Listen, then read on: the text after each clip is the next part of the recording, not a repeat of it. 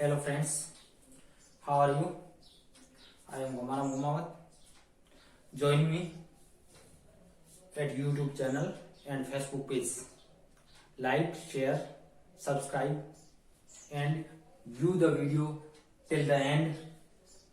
आप पूर्ण रूप से इस वीडियो को देखें, आपको अच्छी तरह से WH वर्ड समझ में आ जाएगा कि WH वर्ड क्या है, ये कैसे फंक्शन करता है, क्या काम करता है, इसका क्या इंपॉर्टेंस है। एक बार अच्छी तरह से वीडियो देखने के बाद में आपको कहीं किसी प्रकार से मैं आपको दावा करता हूं कि आपको अच्छी तरह से ये समझ में आ जाएगा कि WH वर्ड कैसे फंक्शन होता है, कैसे काम करते हैं। तो आइए चलते हैं। WH वर्ड जो ये दो तरह से काम करता है, इनके दो फंक्शन है, एक प्राइमरी फंक्शन और एक सेकेंडरी फंक्शन। पहला है क्वेश्चन के रूप में। प्राइमरी फंक्शन जो WH वर्ड का है वो है क्वेश्चन क्रिएशन में, आस्किंग क्वेश्चन निर्माण में इनका यूज होता है। और दूसरा इसका यूज है सेकेंडरी फंक्शन, और सेकेंडरी फंक्शन के रूप में ये WH वर्ड कंजक्शन के रूप में यूज होते हैं। आइए चलते हैं। अब इसका आज हम क्वेश्चन आस्किंग में कैसे इसकी सेंटेंस क्या स्ट्रक्चर है और किस प्रकार से इसका परफॉर्मेंस रहता है। देखिए बच्चों, समझने की बात है कि WH वर्ड इसमें भी दो प्रकार के जो WH वर्ड है, एक जो है फॉर्मूला दो तरह से है स्ट्रक्चर। एक तो WH वर्ड जिसके साथ में हेल्पिंग वर्ब और उसके बाद में सब्जेक्ट आता है, मेन वर्ब आती है और उसके बाद में अदर वर्ड आता है। यहां पर अदर वर्ड ले लो। ये दूसरा सेंटेंस, दूसरे जो शब्द है WH वर्ड उसके साथ में नाउन आएगा। कुछ शब्द हैं ऐसे हैं जो मैं आपको बता देता हूं, एक हुज है और एक विच है।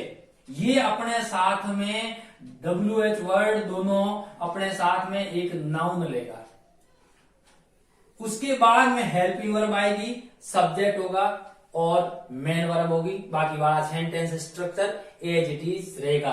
और जब ये क्वेश्चन के रूप में जब इनका यूज होता है, क्वेश्चन स्ट्रक्चर के रूप में जब इनका यूज होता है, तो ये सेंटेंस होते हैं इंट्रोगेटिव सेंटेंस, यानी प्रश्नात्मक वाक्य। हम इसका अलग से वीडियो बनाएंगे, सेंटेंस टाइप ऑफ सेंटेंस का वीडियो बनाएंगे। और इसमें है ये, तो एक समझ में बात आ जाए कि WH वर्ड जो इनका दो तरह से इनका सेंटेंस स्ट्रक्चर है। जो एक WH वर्ड है जो एक और ये दो, इनको छोड़ करके बाकी वाले सबके साथ में WH word, helping verb, subject और मेन वर्ब ये फंक्शन काम करेगा, ये स्ट्रक्चर काम करेगा। और दूसरा स्ट्रक्चर है जो कि अपने साथ में एक नाउन लेता है। और जब ये अपने साथ में एक नाउन लेता है, जब हुज तथा विच अपने साथ में एक नाउन लेता है, तब जब ये सिलेक्शन व पोजीशन का भाव होता है। विच के साथ में जब एक नाउन का प्रयोग होता है तो वो सिलेक्शन, जब सिलेक्शन का भाव होता है तब हमें उसके साथ में उसको विच का प्रयोग होता है। ध्यान रखना, एक और बात यहां समझने की है कि जब इनके साथ में एक नाउन का प्रयोग होता है तब ये एडजेक्टिव का काम करते हैं। मैं यहां नोट में, आप अपनी नोटबुक में नोट कर लीजिएगा कि जब हुज और विच के साथ में, जब हुज और विच के साथ में जब एक नाउन का यूज होता है तो ये हुज और विच वो एडजेक्टिव का काम करते हैं। उसके बाद में हाउ यानी ये जो हु यानी कौन या किसने। अब मैं आपको ये ध्यान रखना, एल का मतलब लिविंग के लिए यूज होता है, यानी सजीव वस्तुओं, जैसे सजीव के लिए जैसे हु है, हु यानी कौन या किसने। ये सब्जेक्टिव केस में ही यूज होता है। किसके लिए? सब्जेक्ट के लिए ही यूज होता है। और जब इसका क्वेश्चन में, जब इंट्रोगेटिव सेंटेंस में यूज होता है, इसका आंसर आता है, तो हमेशा ध्यान रखना कि इसका जो आने वाला जो आंसर होगा वो भी सब्जेक्ट होगा, वो भी सब्जेक्ट होगा। और ये लिविंग के लिए यूज होता है। उसके बाद में होम यानी किसे या किसको। व्हाट यानी क्या, सब्जेक्ट के रूप में और ऑब्जेक्ट, ये दोनों सब्जेक्ट के रूप में भी यूज होता है और ऑब्जेक्ट के रूप में भी यूज होता है। पहले इसका मीनिंग समझ लेते हैं, उसके बाद में मैं आपको एग्जाम्पल्स के थ्रू आपको हल करा के बताता हूं। अब देखिए हुज यानी किसका या किसकी। सब्जेक्टिव केस में भी यूज होता है और ऑब्जेक्टिव केस में भी यूज होता है। विच कौन सा, कौन सी, हाउ कैसे, किस तरह से, कैसे किस तरह से, मैनर को शो करता है। ध्यान रखना, हाउ यानी कैसे या किस तरह से, मैनर को शो करता है। हाउ मेनी कितना या कितनी, यानी ये संख्या को शो करता है। क्वांटिटी यानी मात्रा को बताता है, संख्या को बताता है। उसके बाद में हाउ मच जो कि कितना या कितनी, ये मात्रा को बताता है। हाउ मेनी बताता है, वो बताता है संख्या को। अनकाउंटेबल, हाउ मेनी के साथ में एक नाउन आएगा तो उसके साथ में हाउ मेनी के साथ में काउंटेबल नाउन आएगा, जबकि हाउ मच के साथ में अनकाउंटेबल नाउन का प्रयोग होता है। अब काउंटेबल नाउन और अनकाउंटेबल नाउन यानी गणनीय और अगणनीय, बस इतना सा भी समझ लो। उसके बाद में आपको आगे नाउन वाले टॉपिक में डिटेल से समझाया जाएगा।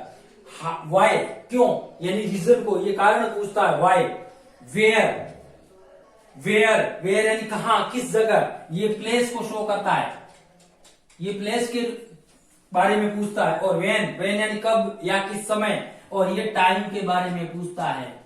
तो ध्यान रखना, वेन किसके बारे में पूछता है, टाइम के बारे में। अब हम देखते हैं एग्जाम्पल, जैसे हु का मैंने बताया था कि ये सब्जेक्ट के रूप में यूज होता है, अभी बताया था।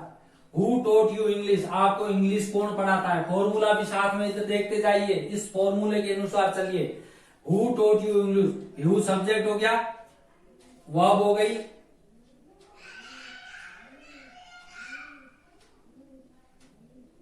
ऑब्जेक्ट हो गया, और ये अदर ऑब्जेक्ट हो गया। अब देखिए समझने की बात है, यहाँ पर एक और नोट डाल दीजिए अपनी नोटबुक में, समझने की बात है, या इसको अंडरस्टैंडिंग कर लीजिए। हु के साथ में डू वर्ब यूज नहीं होती है। हु के साथ में डू वर्ब के रूप में डू या डज का प्रयोग नहीं होता है, इस बात का ध्यान रखना है। अब हु में वो ऑब्जेक्ट के रूप में यूज होता है। whom does he teach, वह whom does he teach, वह किससे पढ़ाते हैं। he teaches the students, तो स्टूडेंट्स है, वो ऑब्जेक्ट है, whom की जगह ऑब्जेक्ट, तो यहां पर whom क्या है, ऑब्जेक्ट है। और फॉर्मूला आप देख लीजिए, whom WH वर्ड, उसके बाद में हेल्पिंग वर्ब, उसके बाद में सब्जेक्ट, और उसके बाद में मेन वर्ब। इस बात का ध्यान रखना है। ठीक उसी प्रकार से what happened there, what are you doing, what are you doing. अब यहां पर यू क्या है, सब्जेक्ट है, तो ये ऑब्जेक्टिव केस हो गया। मैंने अभी बताया था व्हाट सब्जेक्ट और ऑब्जेक्ट दोनों के रूप में काम करता है। जब सब्जेक्ट के रूप में काम करता है, ध्यान रखना, ये यहां पर ऑब्जेक्ट के रूप में है, तो WH word plus helping verb plus subject plus main verb. अब ये यहां पर हो गया व्हाट ऑब्जेक्टिव केस, और व्हाट यहां पर सब्जेक्टिव केस में आया, तो ये हो गया सब्जेक्ट, ये हो गया मेन वर्ब, और ये ऑब्जेक्ट। तो ध्यान रखना, ये फॉर्मूला सेम आपके लागू हो रहा है। उसके बाद में देखो विच का जो बताया, मैंने अभी बताया, विच अपने साथ में जब सिलेक्शन का भाव हो तो अपने साथ में एक नाउन लेता है। तो अब यहां पर फ्रूट बहुत सारे हैं, फ्रूट बहुत सारे हैं, तो देखना विच फ्रूट, विच और फ्रूट अपने साथ में एक नाउन आ गया, विच के साथ में एक नाउन आया। जब एक नाउन आया तो ये एडजेक्टिव का काम कर रहा है। ये आगे डिटेल में हम पढ़ेंगे एडजेक्टिव पोर्शन में, लेकिन यहां भी आपको बता रहा हूं। अब फ्रूट है, विच फ्रूट आ गया, यानी कि विच हो गया, उसके बाद में एक नाउन आ गया फ्रूट, उसके बाद में हेल्पिंग वर्ब आ गई, उसके बाद में सब्जेक्ट आ गया, और उसके बाद में लाइक मेन वर्ब आ गई। इसका मतलब हमारा ये दोनों फॉर्मूला, इसका ध्यान रखना है। और नोट मैंने डलवा दिया, नोट अभी मैंने बताया था कि ये इन दो चीजों का ध्यान रखना है, एक हुज का और एक विच का। अगला sentence, how does he perform his duty. How does, how आ गया, does he perform his duty, कि वो किस तरह से, अभी मैंने बताया था हाउ का एक किस तरह से या मैनर को शो करता है, कैसे या किस तरह से वो अपनी ड्यूटी को किस तरह से परफॉर्म करता है, ये उसका मैनर है, उसके ऊपर डिपेंड है। तो आपका फॉर्मूला ये काम कर रहा है। उसके बाद में हाउ मच के साथ में एक ये हाउ मेनी और हाउ मच 1 2 3 4। अब इसके साथ में ये नाउन जो WH वर्ड अपने साथ में एक नाउन लेता है, ये मैंने यहाँ संख्या डाल दी है। और जबकि सिलेक्शन और पोजेशन का लिए ये हुज पोजेशन के लिए और विच सिलेक्शन के लिए यूज होता है, और बाकी हाउ मेनी और हाउ मच अपने साथ में एक नाउन लेता है क्वेश्चन आस्किंग में, इंट्रोगेटिव सेंटेंस में। हाउ मेनी कंप्यूटर, हाउ जब मेनी का प्रयोग होता है तब उसके साथ में काउंटेबल नाउन का प्रयोग होता है, और कंप्यूटर काउंटेबल नाउन है, इसलिए कंप्यूटर का यूज हुआ। उसके बाद में हाउ मच अपने साथ में अनकाउंटेबल नाउन लेता है, इसलिए शुगर अनकाउंटेबल नाउन है, इसलिए इनके साथ में मात्रात्मक जो है उसके जो नाउन का प्रयोग हुआ है। उसके बाद में वाई आर यू क्वारलिंग, आप फॉर्मूला देखिए, वाई का इस मीनिंग को याद कर लीजिए, इन शब्द को याद कर लीजिए, और आपका काम बिल्कुल आसान हो जाएगा।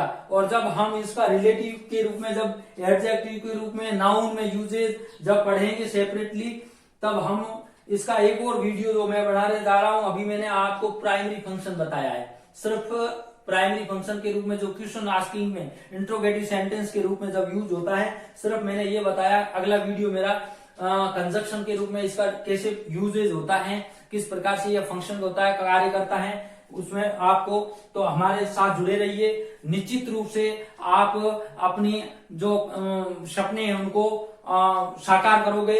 हमारे साथ जुड़े रहिए, वीडियो को अंत तक देखिए और हर वीडियो को देखिए, ताकि आपकी इंग्लिश बिल्कुल पढ़ने में और लिखने में, समझने में, बोलने में आसान हो जाएगी।